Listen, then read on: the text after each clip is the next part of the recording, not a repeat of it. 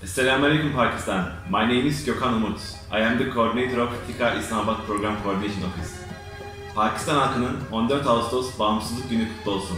Yaşasın Türkiye-Pakistan dostluğu. Dil dil Pakistan, cive cive Pakistan, Pakistan zindabad. Assalamualaikum. मेरा नाम ओरहान ताशकरान है। मैं Pak Turk Maarif international schools and colleges Lahore का डायरेक्टर हूँ। मैं आपको पाकिस्तान के योम आज़ादी पर मुबारकबाद पेश करता हूँ। पाकिस्तान तुर्की दोस्ती जिंदाबाद। Esselamualeyküm Pakistan. Ben Selami Yüksel, Hollanda İHA Yönetim Kurulu üyesiyim. Kardeş ve dost Pakistan halkının 14 Ağustos Bağımsızlık Günü kutlu olsun. Yaşasın Türk-Pakistan kardeşliği, yaşasın diyorum. Selamünaleyküm. My name is Göktürk Kaya. I am the chairman of Camera International from Germany. Pakistan halkının 74. Bağımsızlık Günü kutlu olsun. İki bayrak, tek millet. Yaşasın Türk-Pakistan kardeşliği. Dil dil Pakistan, jeve jeve Pakistan, Pakistan zindagi. Selamünaleyküm. Selamünaleyküm. Ben Mehmet Denizhan. İstanbul Üsküdar'dan konuşuyorum. Türk Hava Yolları'nda çalışıyorum. Daha önce Pakistan'da yaşayan bir Türk olarak Pakistan'ın Bağımsızlık Günü kutluyorum. Pakistanlı kardeşlerimi çok seviyorum. Türkiye ve Pakistan her zaman kardeş, iki devlet ve iki millettir ve dostlukları ebedi sürecektir. Türkiye-Pakistan zindabad. Merhaba, ismim Yusuf Temizcan. İstanbul'da İlmi Etütler Derneği'nde genel sekreter olarak çalışıyorum. Pakistan'ın 74. bağımsızlığını büyük bir coşkuyla kutluyorum.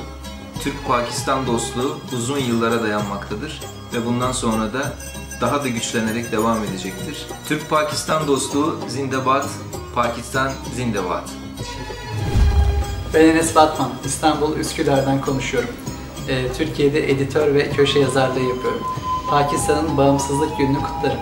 Pakistan'ın bağımsızlığı bizim için çok önemlidir. Pakistan bizim kardeş ve dost ülkemiz. Pakistan'ı çok seviyoruz. Pakistan'a kucak dolusu selam gönderiyoruz. Türkiye-Pakistan dostluğu zindabad, Pakistan zindabad. Merhabalar, ismim Mehtap Nur Öksüz.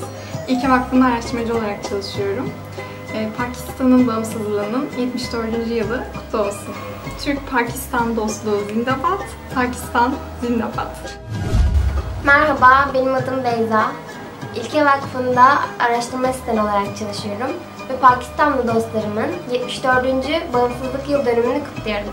Türk-Pakistan dostluğu zindabad, Pakistan zindabad. Merhaba, Ufuk Koçak. Ben İstanbul'dan sesleniyorum. Bağımsızlığını buradan kutluyorum. Türk-Pakistan dostluğu zindabad, Pakistan zindabad. Hi, I am Uğur Kahraman from Öz İstanbul Group.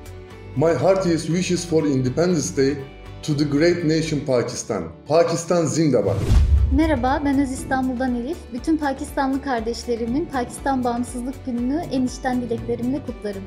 Atalarımızın türlü zorluklarla kazandığı bu zafer için bütün Pakistanlılar adına çok mutluyum. Pakistan Bağımsızlık Gününüz kutlu olsun. Yevm-i Azadi mübarek. Hi, I am Betül from Öz İstanbul Group.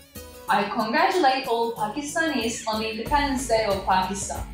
Indeed, the independence is a blessing which was restored as a result of great sacrifices of your forefathers. Let's walk together in nations building. Happy Independence Day. جيبي جيبي باكستان. مرحبا، أنا أدهم من أود اسطنبول. نود أن نحتفل بيوم الاستقلال الباكستاني مع جميع إخواننا الباكستانيين. أنا سعيد جدا نيابة عن باكستان لهذا النصر الذي حققته من خلال جميع الصعوبات. جشني آزادی مبارک. سلام و عرض ادب. گروه شرکت اوز استانبول روز استقلال را به تمام پاکستانی‌ها تبریک و تهنیت عرض می‌دارد. 14 اگست مبارک. السلام علیکم.